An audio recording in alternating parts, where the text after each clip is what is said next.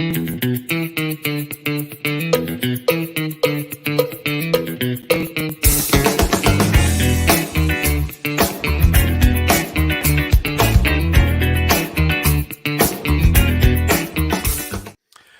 is They Talk Funny. After a false start, we are actually live now on Facebook. I think we may have actually started on YouTube, but okay, we're going anyways.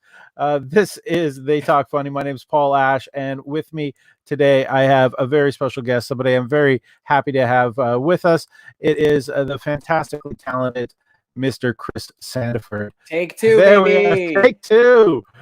We are live. Oh yeah, no, I don't think we even went live on YouTube. So this is a brilliant thing that we're actually able to get. We were happening. 45 minutes in. We were getting down to it. We were talking about curing cancer. We were really, oh my God, we had our picks for the Senate race and Super Tuesday. My God. And we were the ones that actually get to select Biden's running mate. Yeah. I would love for that to be me, man. I mean, as much of a disaster as I think this man might be, I think I would love to be his running mate. I'd figure that out. Yeah, I think when it comes to comparative disasters, he's going to be a godsend. That's the thing, we're talking about comparative disasters all the time, but it's like, man, here we had Bernie, man. We had Bernie, and this guy could, argue circles around anyone. And just seeing his, angry kind of Jewish, passive aggressive style up on that stage versus Trump. Could you imagine? They weren't going to have an audience. I don't think so anyway, with Corona going around, with the debates, this fall. They're certainly not going to have them. It would have been amazing to see Bernie. I'm upset that didn't work out for him. We'll see. Anything can happen in a couple months. I also, is part of that driven by the fact that you have such an incredible Bernie Sanders impression? Oh my God! You know what? It's not. It's an easy chicken and the egg scenario. It's Bernie came first, and I love him, and I love his policies, and I love the way he talks, and then I just kind of started, doing a version of him. And of course, there are so many people that now do one that it just seems like I had to retire it. I've retired my Bernie. I have. I became friends with James Adomian, and he has the best one. So it's like I can't keep doing this. Sorry, I didn't get his last name, but James Adomian. Adomian. Yeah. He's an actor stand-up out of LA. I think he was born in like Omaha, Nebraska, but now he's just on TV and doing great. He tours North America with Trump versus Bernie, him and his buddy Tony Animaniac. I don't know if I'm saying that name right, but they tour it, and it's incredible. They came to Just for Laughs. They came to Toronto. They went everywhere, and I think they were doing it through just before lockdown. They had like a huge tour when Bernie looked like he was going to be the nominee. It's great. Sorry, I'm plugging James's comedy now. It's great. All is good. I just you've been like I said, you're living the life. You've toured in comedy. You are doing pre-lockdown. You've been in so many great productions, like recurring roles on Cavendish, on Things We Do in the Shadows. It's brilliant.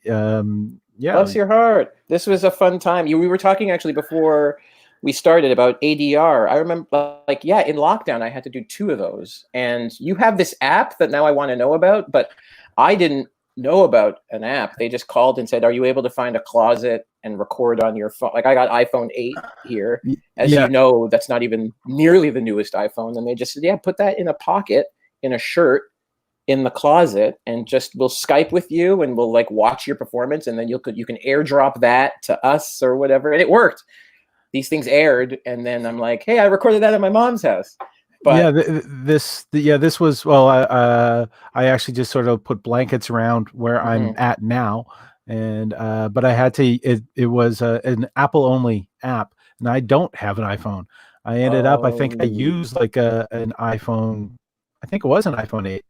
There you go. Don't need nothing better. Tell that to my Galaxy. I was gonna say, it's always a Galaxy or a thing. I don't know. When you swear allegiance to one phone type, you're blind completely to the other ones, which I think is very funny. Oh man, I have to say, I have to do this. All right. I had an iPhone 3. Hey. And I was super excited to get an iPhone 3, and I got the iPhone 3, but I'm a PC guy. But it said, hey, if you want to put your music on this, use iTunes. And Right. you don't understand the depth of music that I'm into. I've got a broad sense of stuff, and a lot of it is I have my collection on vinyl. And so they got all that on iTunes.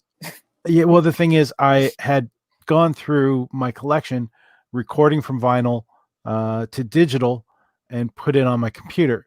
Right. So I put iTunes in and said, "Oh, well, let's check out your music collection," and I let it run overnight so it could sort everything and prepare it for my phone. And I woke up in the morning to a message saying, "Hey, we've discovered that all this bunch of music doesn't have a DRM, so we deleted it." I don't know what that means. DRM. I don't know what that is. It's the digital rights media, whatever thing. So because it wasn't store bought from a CD, it because I actually owned the vinyl and took the time to transfer it. iTunes. I see. Well, you could always just, get one of those little portable vinyl players, right? A little portable amp, a little battery amp. Just play them on your bicycle. I have a good turntable. It just it took like months. Turntable. That's what I'm looking at. It took like months of work of recording vinyl to digital, and just in a night gone. I mean, since that was the last product I ever purchased. That's very hardcore, though. I mean, you can find all that stuff. I mean, I get it. I get it. I like to own. I was a DVD guy myself. VHS before that, and I still have VHS and DVD and Blu-ray even. And I like collecting things, and I like having like the special features. I like movies, and I like seeing, how I like seeing the behind the scenes of really like, what is it? Chris Nolan's Batman, these Dark Knights. But they got them all digital. I almost forgot that we had an audience. So Jess just came in to say oh, hi. I forgot to. We're just having a chat. I know it's great just chatting with you. So if anyone has any questions, you can just drop them into chat on either Facebook or YouTube, and we'll get to them. But here I am catching up with my friend and kvetching over over technology. my dislike of Apple products. It doesn't end there, but that was that to me, that was like the big final betrayal, because I lost all that work that I did to record it all. The computer is only as good as the user is. No! I saw that written somewhere, and I thought that's good. I don't know, but I don't know, man. Like iTunes, what I like about it is that apparently iTunes is better now, but at that time it was sort of, I think it was the Napster age, and so it automatically assumed anything that's what I'm saying. A digital watermark was garbage. It's a little crazy now. I mean, between Spotify and that, I feel like I might prefer Spotify, which I used for a bit, but because I just all my things in the apartment are Apple, like it syncs. It's a matter of I got one thing one time, and now everything must be Apple. That's what they want. And I've given into it. Now I got the Apple TV, and just everything is synced to it. My music's there. My music's on my computer. My music's on my desktop computer. It's on my calendars are on my phone and everything. And it's like, okay, good. It takes the guesswork out of it, and I don't have to learn another phone. I got to do my taxes. I don't have time to learn how to, FaceTime on another device. I completely understand. All right, but this show is called They Talk Funny, so it's not They Talk Apple. Okay, right. Talking about your calendar. You obviously lost gigs because of the lockdown. Which we're all working through. But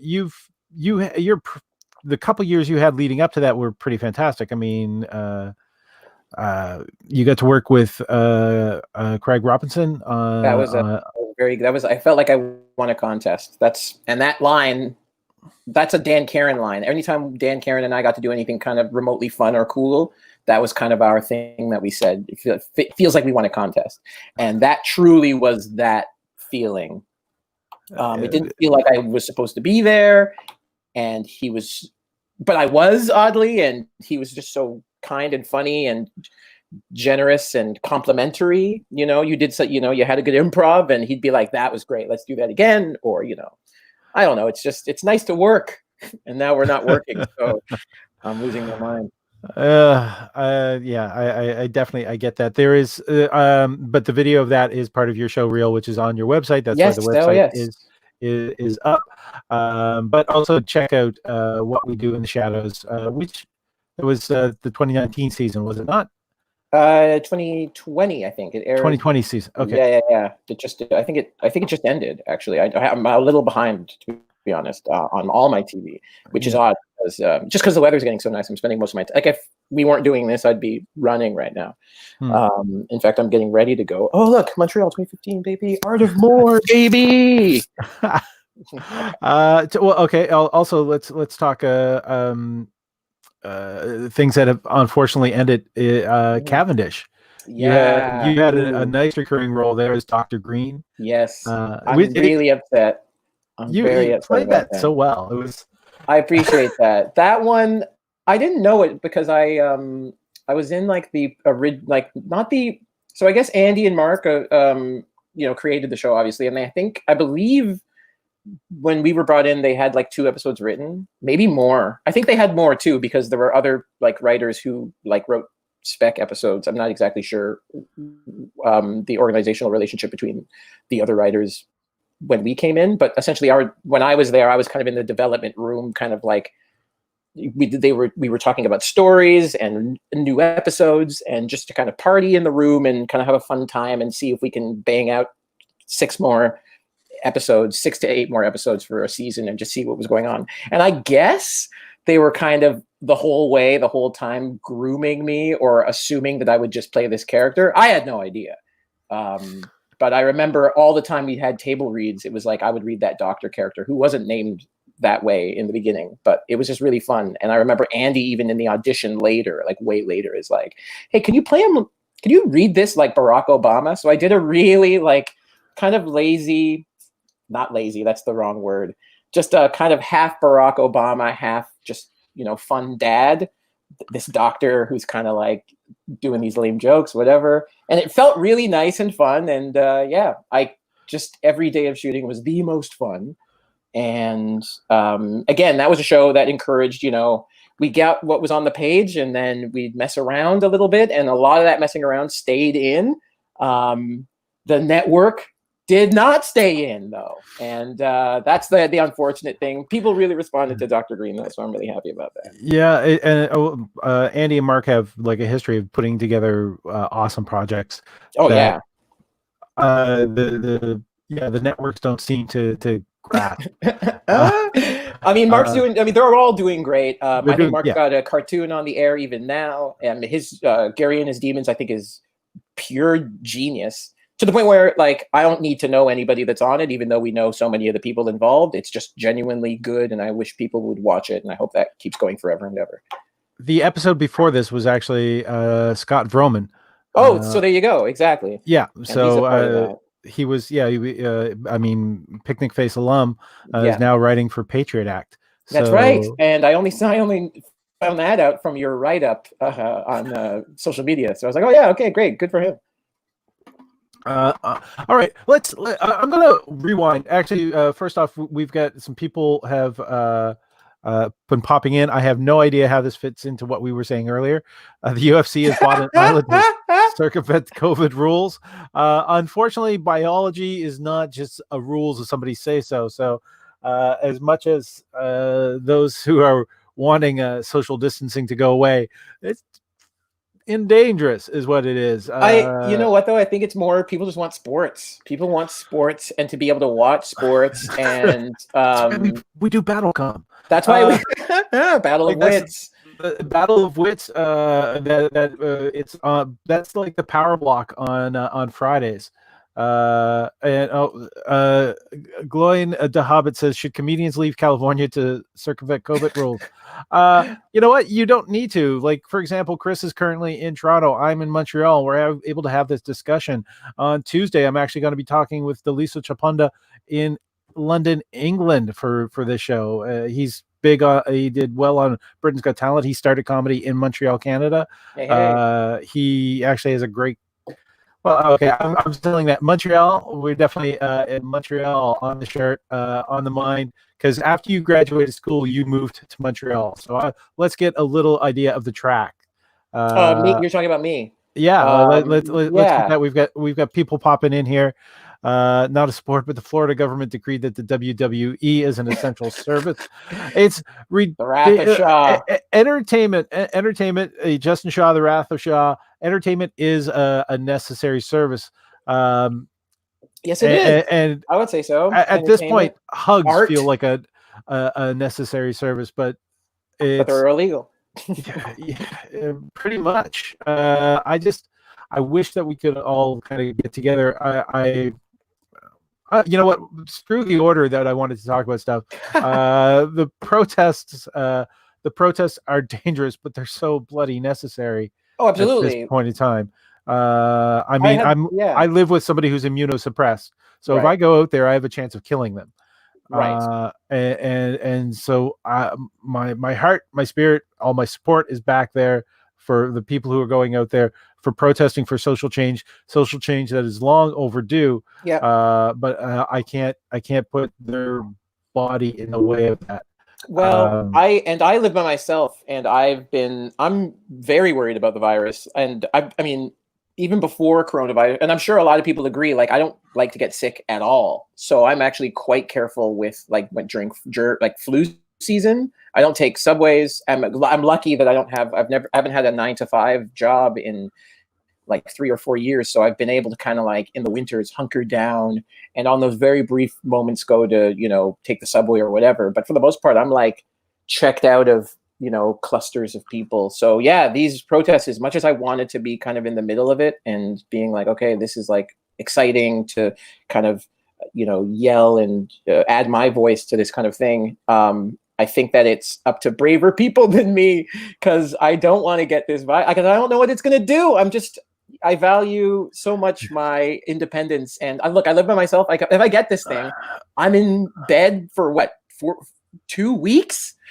Minimum. I can't go anywhere. A month maybe. A musician friend of mine had it. He was quarantined for a month because as he began to clear, it came back. He now has permanent scar tissue on his lungs. But that's the thing too. So and breathing is so it affects your breathing. Terrified. As a performer, our ability to speak could be damaged. We get the question from Going to Hobbit. Asking if police are racist in Canada. Of course they are. Of course. Of course. I wouldn't say, like, I mean, obviously the people want to say, that's one thing that I'm hearing a lot, this is one thing I'm hearing a lot, which I'm glad I'm hearing a lot. Like, the response to, well, not all the police. And it's like, yeah, I guess not all people. It just, look at any cross section of people. Yeah, not everyone is, racist or XYZ. But oftentimes they don't know things. There are things that are kind of learned implicitly, and societal things that, like, and institutionally too, things that, like, we're not necessarily trained to want to, change. Things that, we see as being bigger than us and coming before us and remaining long after us, that are, on the face, not necessarily on the face of it, but that are rigorously, racist, or what's the word I'm looking for? Preferring certain peoples more. It's oh my God, yes. And look, I've been stopped. I don't even have a car. I've been stopped. People are like, yeah, you mentioned a description of a guy that did this thing. Where I'm like, the thing is not life or death. Do I match the description of the guy? It's often just a color, and that's it. And, look, as Barack Obama said, police have got a tough job. Yeah, man. I guess it's hard to not kill people. Anyway, it's part of the defund the police thing is about the fact of getting the money and the resources going to them, also going to social work, mental health work, and to drug rehabilitation. Yeah. Which don't you love this one? What happens when I call 911? Don't you love that one? So what, am I going to call 911 and no one's going to answer? Don't you love that one? It's like, that's not what that means. Yeah, exactly. That's not what that means. It's like you call 911, you get ambulance, you get fire truck, you get all these other services, EMT. It's crazy. I'm going to see if I can paraphrase this. There's two things. There's always the people say, well, there's a few bad apples, but the full saying is a few bad apples spoil the bunch. And there's also there was a poster, I think it was at a North Carolina protest. Somebody held it up saying,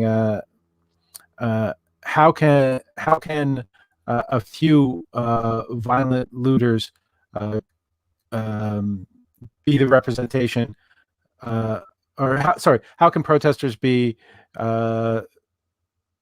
represented as looters because of the violence of a few, right? But the police are not held to the same standard. Right. That's actually really astute, and I think I'm ready to. My knee-jerk reaction, I think, will correspond to my long-lasting kind of reflective "let's sleep on it" reaction. That's really perfect, and I think that works. That one-to-one kind of like, that kind of thing that we're ascribing isn't congruent. That's I like that. Who said that? It was on a cardboard poster. I saw it on Reddit. I paraphrased slightly, right? Because I couldn't remember the exact quote, but when I read it, I just went, "Yeah, that." Yeah, there. You know what? As much as like I've certainly not been in any groups for protest. Reddit's been a great Reddit, and just being online and seeing. My favorite thing about the protest, even though I can't be there or that I'm scared to be there, is because of COVID. Is seeing the signs. There are some really great signs that like exactly encapsulate the feelings, obviously, of what people are wanting to communicate.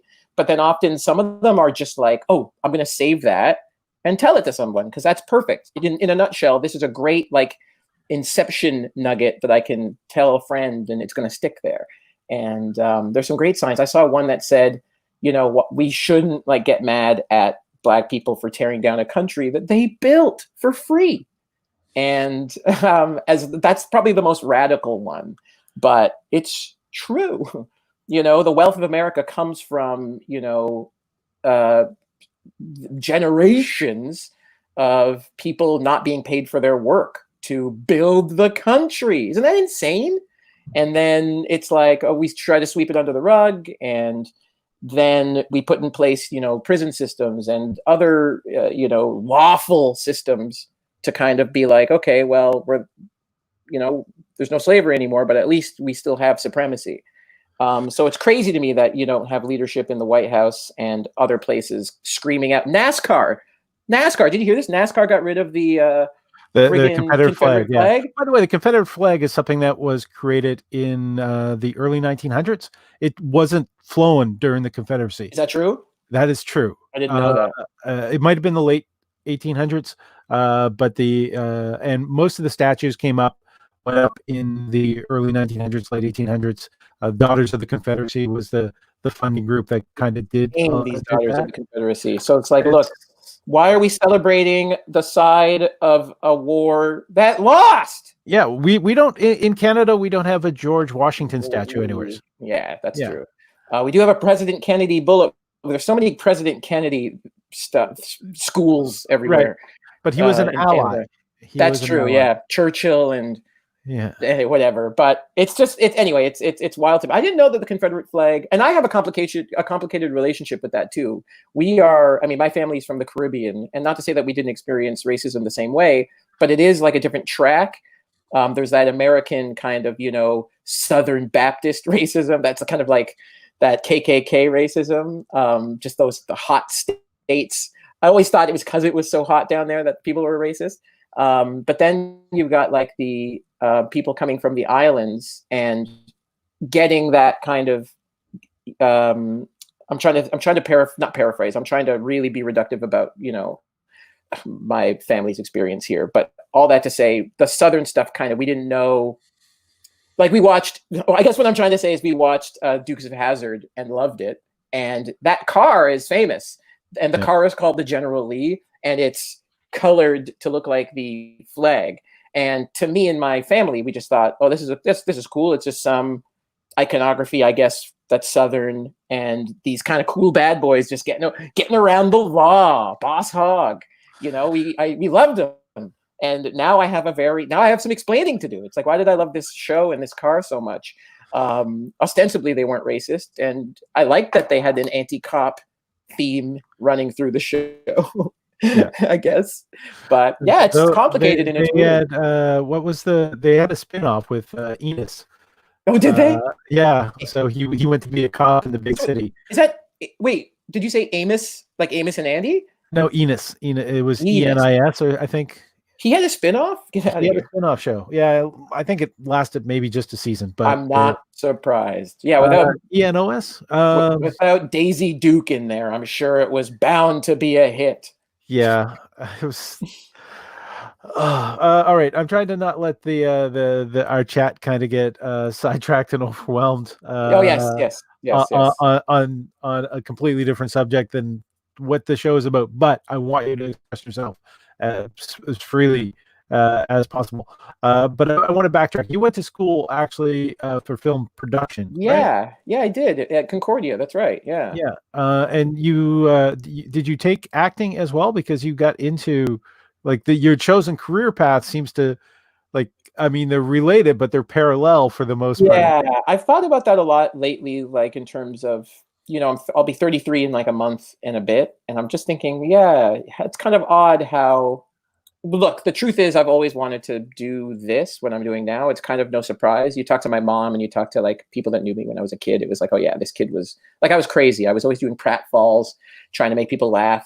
My whole, like I was class clown. I hate to brag about that, but for real, it was like, man, the best thing in the world was getting a laugh from classmates and the teacher, and it was fine.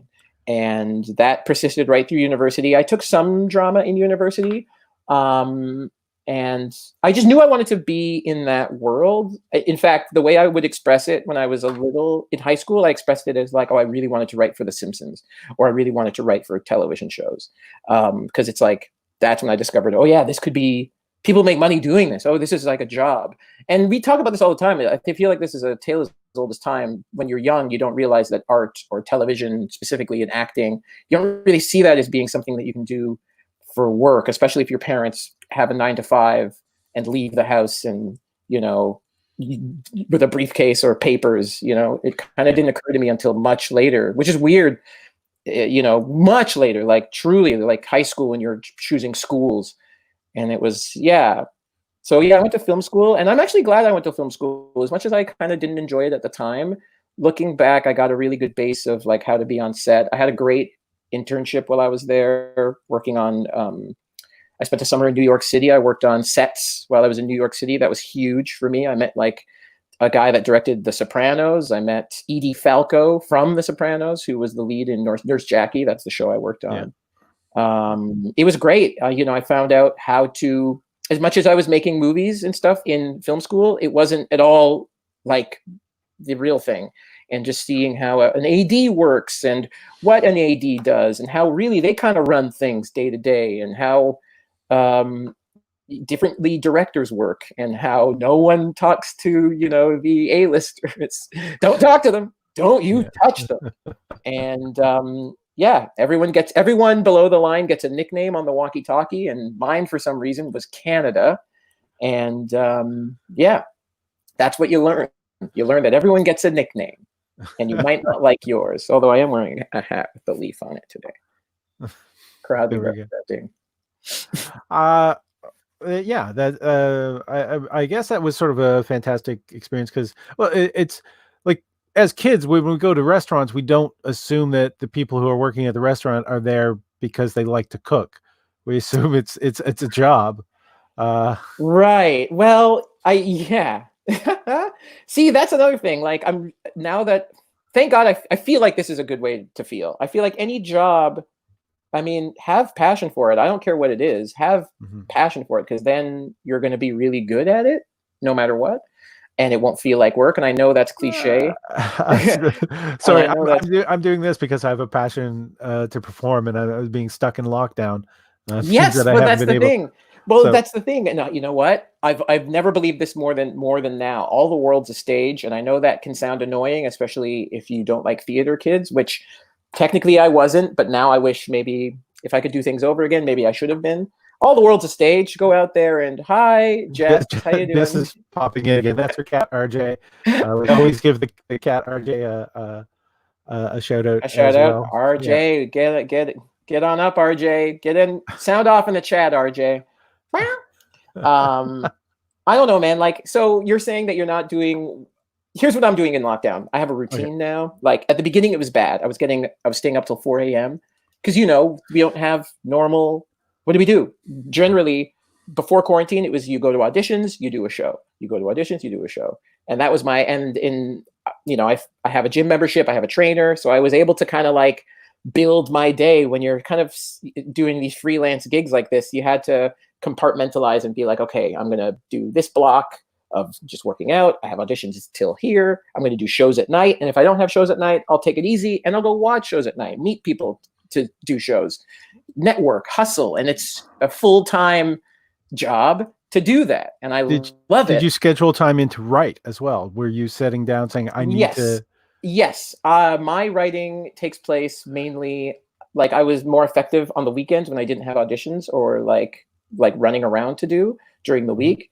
And especially because what weekends had, the better shows. So I found I was always kind of like refining and crafting more on the weekend, if that makes sense. Sitting right here, trying to, I mean, don't get me wrong. I could write way more. I should be writing every single day. I certainly wasn't writing every single day. I was doing a lot of writing on stage, which they say don't do, but I don't know. I'm wacky enough that it got me by, and I would record it on my phone and then kind of see if I could transcribe the stuff that I liked.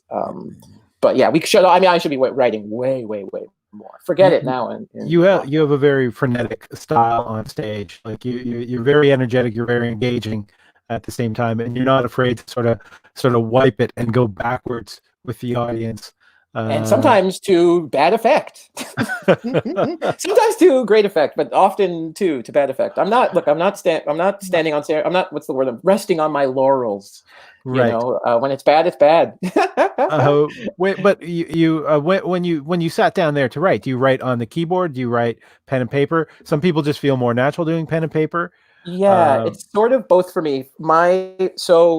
I don't know how. I want to know how you do this too, because this is me. Like if I have any day, even now during COVID, I'll write down just a thought that makes me laugh, and it doesn't matter where I am. It's on my phone. It's a note.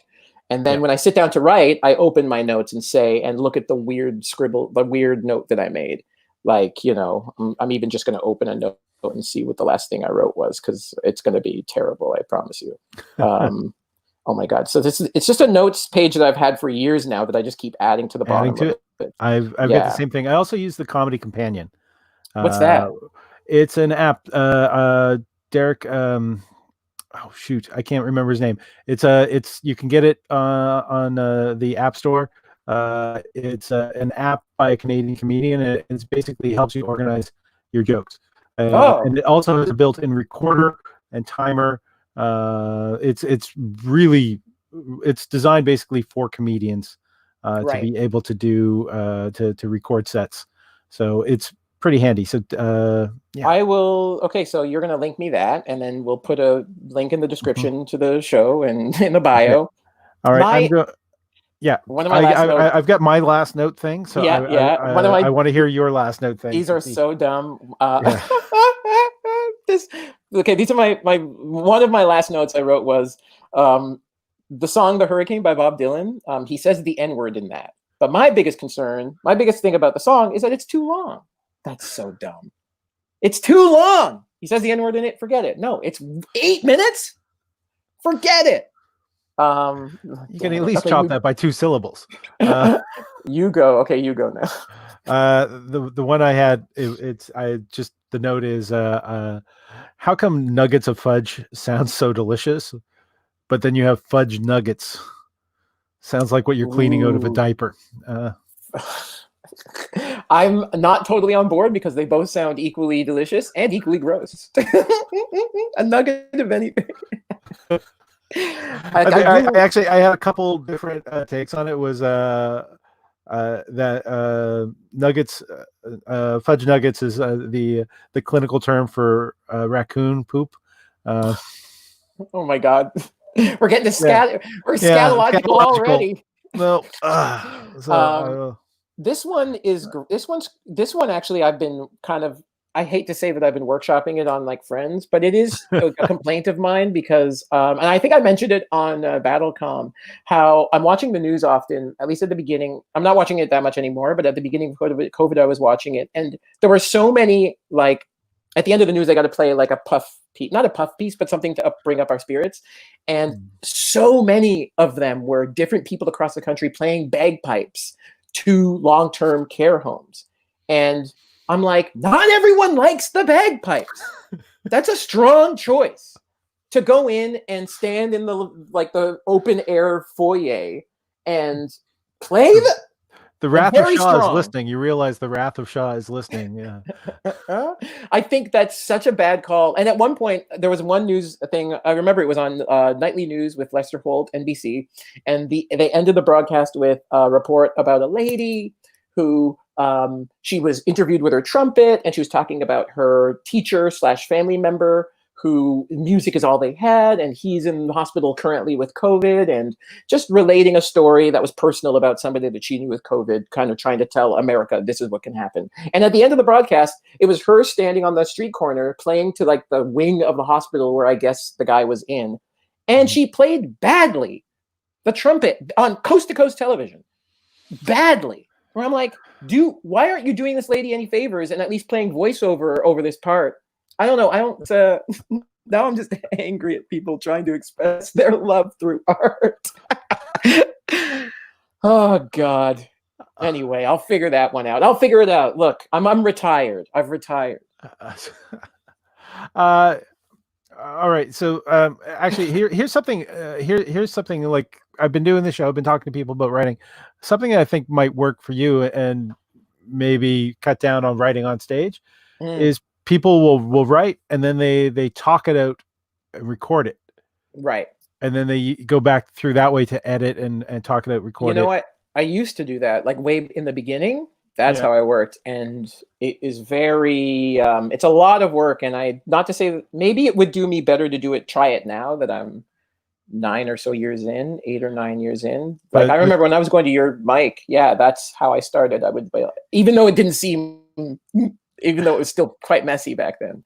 Well, the thing is, too, you're living in Toronto and you're a guy who's been on TV series, so you don't have much trouble getting stage time or pre-COVID than you did, say, when you were living in Montreal. I mean, you know what though? I'll never complain about stage time. Montreal, I think I urge people who complain about stage time in other cities to move to Montreal. It's a great town. It's a great art town. Stage time is not that hard to come by.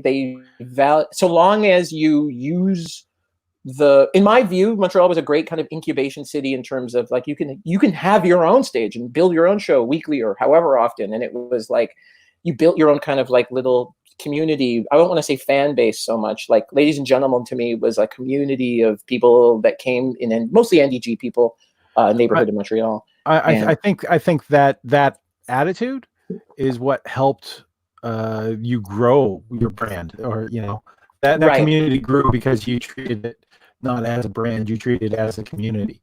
That's what it was to me and Dan. It was like we valued, like, even if we had like a packed show followed by like a not packed show, the value to us was seeing some of the same people there.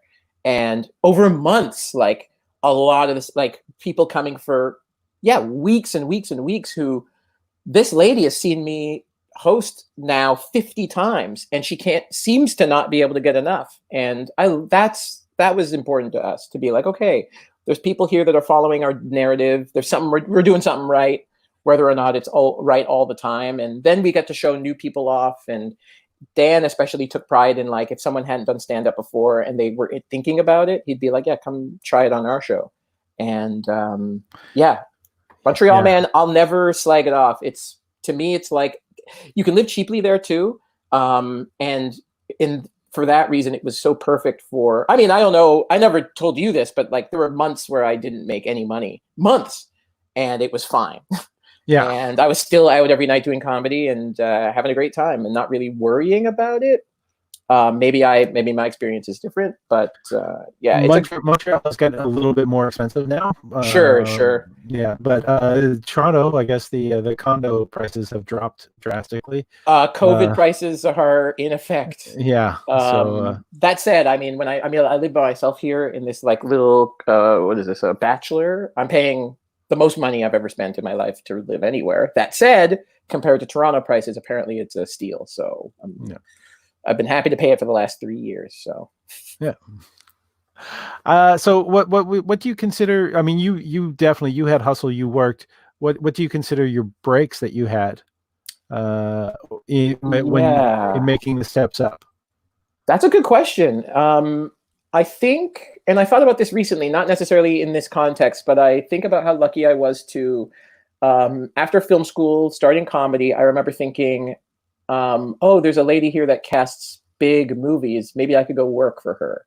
And I tried to get in at that place, Andrea Kenyon, for years actually, and I couldn't because I just didn't know the people there. And at one point I did know someone who then recommended me. This is years later. Like I remember hearing about this lady, this casting director, and being like, oh, it'd be great to work there. But, and then I finally did get to work there and then discovered that she really likes a family feeling in the office. Let me just shout out to Andrea Kenyon and Randy Wells. This is such a family run, like family feeling run kind of business that she seems over kind of the business of film in a nice way, if that makes sense. It's to a lot of people, especially here, or maybe, more so in LA or New York or wherever, it's like, oh, this is film. All right. What we do is life and death. Where I'm like, give me a break. It's not. Let me look, everything's shut down now. So give me a break. No, Adria was never like that. It was more, there was a dog in the office. There were always animals in the office. It was very like, we had communal lunches and birthdays, and we observed. Oh, she's religious about birthdays. I'd say, so anyway, that's me shouting them out. They were great. And working there really demystified the process for me. And I knew I wanted to work. Film school, I hate to say it, film school, just because I was a poor student, kind of left a poor taste in my mouth in terms of like working on sets as like a technician. Like I did PAing for a little bit and I hated it. And it was like everyone just walks all over you. And also my radio French wasn't good enough to keep jobs for long enough. So I hated it. And I just thought I need to work on sets in another way. And that's exactly what ended up happening, working with her. And then she's like, oh my God, you have an ACTRA permit. I did one thing quite haphazardly. I got like Fatal Vows. I think that's kind of everyone's first credit in Montreal. Well, no, it wasn't mine, but it was. Okay, close. The reason I keep the mustache is how many times I get to play cops. There you go. You know what? And better to play a cop than to actually be one. Yeah. I've always wanted to play a cop, man. I mean, TV cops have always been kind of cool, but no, forget it. I'm never gonna. The Force, forget it.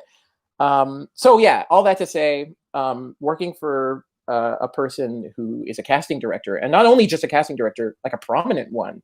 We're talking X-Men, and I'm trying to think of big TV shows that filmed in Montreal. I mean, the list goes on for her, but any big thing that shot, we met so many people. Darren Aronofsky, Ben Stiller.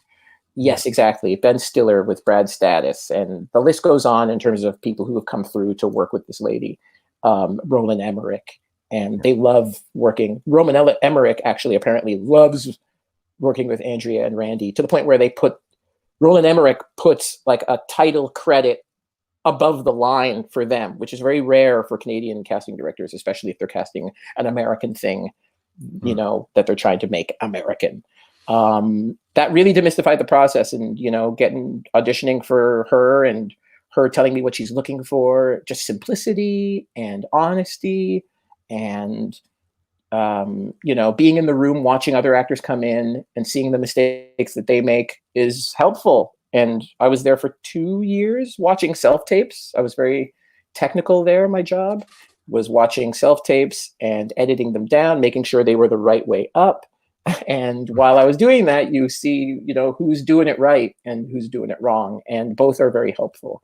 So I'd say that was kind of a break. And then, yeah, of course, I got to audition for her. So that was kind of nice. And that's when the ball started rolling.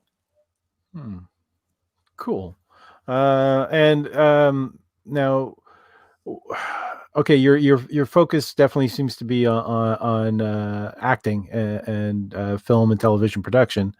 Does it seem that way? I wonder. I don't know. I don't hear enough about your stage time. Like what was the longest tour you've ever been on? I've certainly never. So you're right to say that, and I love talking about this because that's something I've.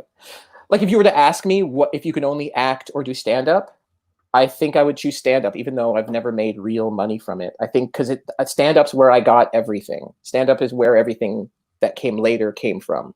So, and it's truly, I'm doing it for the love of it. And I must be, because again, I've never really made real money from it. But I still truly love it. And I can only assume that's why I've had any quote unquote success in the last few years has come from just, I just want to do stand up and I just want to make people laugh. And then when you go on set, I mean, do you find this, Paul, when you go on set and people find out that that's your thing, that kind of makes you kind of a cool guy on set? You're not just an actor. You're like, oh yeah, you're stand up. Yeah, you got a show. Yeah, I did. I played the club a couple nights ago. Oh, you're going to be there again? Yeah, I'm going to do a couple shows tonight. Like, actors love that. And I love that it's kind of my superpower when you hit the set. And there's so few people on sets that have that experience that, I would never give it up. Like, and I've been asked a bunch, like, would you rather never act again or never do stand up? 100 times out of 100, I'd choose never acting again, because stand up, I'm reading my own words. I succeed or fail on my own. It's not the writing of some other guy who I've never met, or the direction, or a weird edit that I didn't like, which happens all the time. It's because I went up and did the thing. So yes, but you're right though, man. It's like, I've never been on a big tour.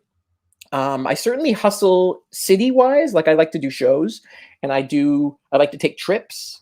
If I have a contact in another city in the States or wherever, I'll be like, look, let me come down for a week and do a couple shows. Here's my recent work, blah, blah, blah. I'll do that. But tours, yeah, I've never really figured that one out yet. Maybe because I haven't had a license in like 10 years. When you did Flappers, when you went down to Burbank, were you there? Like, was it for pilot season or? Yes and no. I was down there because a friend of mine was going for pilot season, and I was like, I'll go down with you. Yeah, let's rent a place and go down, and I'll contact whoever I know, and I'll just do shows. And and in the back of my mind, I was thinking, you know what? And I've got Shadows coming up. I've got a couple shows coming out. Maybe I could leverage that and see if maybe I could get a meeting. It's a tale as old as time. There's so many of us moving down there, and so many of them have representation and agents and managers and things down there, where I'm like, maybe I could, if every idiot can do it, maybe I can do it. I never figured it out, but it was a fun time. And because I'd worked on Shadows with Craig this is like October, November, I had his contact and was like, hey man, I'm coming to town. These are my dates. And he's like, look, come open for me Flappers, 4 shows. And I was like, oh my God, that was what a mitzvah. The guy is so generous and just true blue. I couldn't believe it. You've been generous with stage time with the Ladies and Gentlemen and elsewhere. I've only shared the stage with you once in Toronto and at the Underground. It has to be more than that. We've done, before. Oh yeah, since I've moved, probably in Toronto itself. Yeah. Right. What do you? I'm trying to think. Would you think that your agent now would be supportive of you doing more work like in LA or doing more stand up? Yeah, actually, my agents. So I actually got a new agent a little under a year ago. A new Toronto agent, I guess I should say. Yeah. I had different Toronto representations until August of last year. And anyway, these new guys, my old ones were great, but I wanted a change. And this lady I'd heard of, and she was exciting, and her roster was also a lot of comedians that I knew and liked a lot. So she's very supportive, and in fact, she was excited to learn that I was going down to LA. She tried to, hook me up with a lot of, albeit self-tape auditions for stuff that was going on there. She comes to shows, which my old last Toronto agent kind of didn't do. And I'm not slagging them off. I'm just saying, like, she's really into comedy. She's really into live, fun, dynamic comedy people. And I love that it's not uncommon for the people on her roster to see her out at Comedy Bar or Bad Dog or wherever, taking in a show. She's a real person, and she does appreciate it when you're out being a real person too. So it's like, you're not just emailing each other audition sides or whatever. Now, one of the things that possibly, is it holding you back from actually touring, the fact that you are sort of the nature of the acting gig is you have to be, like, you get very short turnaround on auditions and production times, and stand-up touring, you need to book well in advance to sort of organize the travel. Right. That's a good question. I've certainly considered that. Like, when people say, hey, come on a trip with me to XYZ, like LA was a no-brainer because it just felt like a business move. It felt like, I can say that I did this, I could do these shows. It was a little easier to kind of like block off my calendar and say, I'm not doing anything for these 2 weeks or 3 weeks or whatever. But yeah, I've definitely, said there are times in the past where I've been like, nah, I want to be available because things are picking up now. I'm staying here because I want to be available, or, I'll make this trip short because I don't want to lose out on maybe, or I'm on hold for this, or a friend of mine said that they were auditioning for this and I'm thinking maybe I'll get an audition too. I try not to make those decisions too much because, my whole mantra right now, or during this whole thing, is if it happens, it happens. And if it doesn't, great. I don't want a part that, they don't want me for. That's that's one of the things that is so powerful during this whole thing. A very empowering thought that I had. When people go in for an audition and they want the part really badly, and then they don't get it, they let it crush them. For me, it's like, good. Why do I want the part that no one wants me for? You want the part that you want to get the part, obviously, when everyone's like, yeah, this is the guy.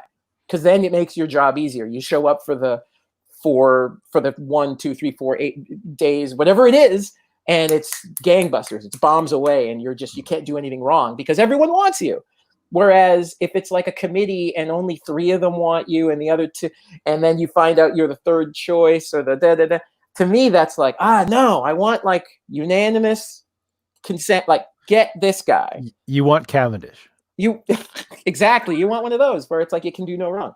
I don't know. It's very empowering to not get a part and feel okay with that. One of my strategies is to have something to do, especially if it's a big audition, have something to do right after, like either the gym or have a show that you're worried about. Shows I'm way more worried about, where it's like, I need to impress no matter what in the room, and I need to hear that feedback right away. Having a show after a big audition is great because you forget about the audition and you almost don't even care. You throw it away a little bit more. And I think that has helped me. And I think you've helped us, Chris. Thank you very much for sharing everything with us. We're coming up. We're not quite at an hour yet. We did sort of blow our closer our opening right off the top by getting into life in quarantine. I will ask, would you be willing to do BattleCom again in the future? Yes, of course I'll be willing to do BattleCom. I've had a weird, because I'm back in Toronto, I've been in transit. Now that I'm back, I'm kind of I'm like 80% less on social media. So I'm like just in the world. Like as soon as I'm done here, I'm going to get high and I'm going to go for a jog. And after that, I'm going to come home. Like, phone is off for the rest of the day. Yeah, so face mask while you jog. You know what? No, because it impedes my breathing. But we got a great waterfront here that's as long and as wide as the city. So it's like as busy Beaches, as it does get. Or not telling stalkers where to find you or anything. Hey, come find me. I'm happy to be stalked. There are beaches actually flank, like there's the beaches, the neighborhood, which I went to on Tuesday, which was amazing. And the path goes right out there. I have not run that far. That's like 13 clicks away, but I did ride my bike. But all that to say, yes, I will be back for Battlecom. I've just had I prefer to be outside. Yes, no, You know. I don't blame you for that Okay. at all. I'm pacier than normal at this point, but it's yeah. So yeah, taking care of yourself. We'll have you Yes. back on Battlecom. Do you Yes. have any other online shows that you want to plug? Any other appearances you're making? Yeah. You hooked me up with Elspeth Wright. I think I'm doing her show Battle on of the Wits. Battle of Wits on the 30th of June. Okay, and so And that pre-tapes. She just had oh, Sean Cullen on, oh, so cool. so that airs on they tape on a Tuesday, and then they premiere it 7:30 on Fridays. So the Sean Cullen one just aired just before we did Battlecom Oh, okay. Wow. this past week, That's great. and so that's at 7:30. So it's the two battle shows back to back. So I didn't Yeah. know that. So I guess I'll tape in a couple of weeks, and then we'll see that some other time. An episode of The Bold Type where I'm in it just aired the other What? day. Really? Yeah. I'm in that all the time.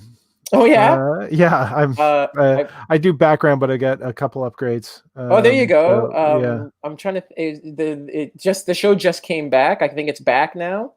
This is the first episode post COVID. Like we shot it. This is like November. I play a tech CEO who's hoping to make an employee out of Kat, who is one of the leads of the show. Yeah. Does she take the job? We'll be right back after this. Did you film that in Toronto? No, I came. No, you went to Montreal. Came Okay. into Montreal, did a day, 2 scenes, and I'm out, baby. Boom, boom. And I barely recognize myself. They really did my hair, like really did it. Like, yeah. All right. I won't ask. How They really did it. Yeah. But all right, it's been a pleasure to speak with you, Paul. That was great. Thank you. You've made me really think just now. So that's been great, and hopefully you're holding up. I am. I'll drop one other piece of knowledge. I don't know if you're on antidepressants, but antidepressants is also something that affects immunosuppression. So if you know anyone, please, who's on. So wait a minute. I'm not on antidepressants, but you're saying that if one is, your immune system is weakened by that? Correct. Oh, okay. It's not everyone. Anything that kind of messes with the serotonin. Okay. Basically, they do make you like. Well, Butrin is pretty bad for that. Can't remember the other name brands, but one of the side effects is that you will catch viruses a little bit easier. Oh shit. Okay, watch out, guys. You heard it here. It's on that big list of all those wonderful things that you get. So if you know anyone who's a cancer survivor, if their chemo is kind of right, of course. Totally. That's something. You know what I read recently, and I'll let you go. Read. What am I talking about? I'm watching a lot of Unsolved Mysteries, which is this old show. Robert Stack, man, because they were spooky. As a kid, I thought they were really kind of spooky. And there was one great one. Like it just came on. Like I'm watching them from the beginning on Amazon Prime Video. There's this great one. There's a lot of UFO ones. There's a great UFO one about like a lady and her mother and a kid driving through the night, and they come upon a craft in the middle of the road that's kind of hovering in the middle of the road, and they stop and they observe the craft, and it was putting out like flames out the bottom to kind of hover, and everyone witnessed that it was so hot that it was uncomfortable to kind of stand there for more than a few minutes. And since that part is, who knows if that's what they really saw, or that part's been called into question many, many times. But what's true is after that day, all these guys have been on chemo, and all these guys have had like immunodeficiencies for years, and one of them has since died because of it. So, and if you've seen a UFO in the last 30 years, you may be immunosuppressed. Yeah. You may be immunosuppressed. Oh my God, love a good UFO story from Unsolved Mysteries. The Yeti one is pretty good too. It's you just made me nostalgic for my youth. I'm wondering if I can find Project Blue Book. Wait a minute. So they did a TV show of that recently, which I haven't watched. Oh, that's right. They did reboot that. Yes. Which I haven't watched, but I like that. I'm familiar with Project Blue Book. You can go read it, and it's pretty spooky. If 1% of those UFO stories are correct, this is wild that we're not talking about it all the time. Damn it. Can we start another hour? I could do another hour on UFO stories. You know what? How about I have you on again in a month? Hopefully, quarantine will be relaxed a little bit more. But hopefully we don't have a resurgence. But definitely, we got to chat again. Got to have you on Battlecom. Just coming up next Tuesday, there's actually going to be 2 They Talk Funnies. So there is Daliso Chaponda at 7 p.m. at night, which is midnight in London, UK. He does the Corona Cast comedy show. Every day he writes an hour of new material. Oh my God. He sounds like a nightmare. He's been doing it. He is a champion. Okay, good for him. Yeah, so he's originally from Malawi. He went to school in Montreal and started doing comedy, went to the UK, and things blew up big for him. So he's been on television and a touring comic for a couple of years now, and then he's stuck down at home and going nuts with pen and paper. And earlier in the day, though, at 3 p.m., I get to talk with Ian Bagg, Canadian comic who's he's done The Late Show. He's living in LA right now. Jimmy Kimmel, he's been on Jimmy Kimmel as well. Love Kimmel. So yeah, he's gonna be. I'll be talking with him at 3 p.m. on Tuesday. This has been They Talk Funny, and this has been my wonderful guest, Mr. Chris Sandiford. Thanks so much, Jeff. I was going to say Jeff. Thanks so much, Paul. Because no, I'm reading the comments now, and there's Jess right down here at the bottom. Hi, Paul. Hi, Chris. All right. Thanks so much for having me. This was great. My pleasure. Thank you, Chris. Take care.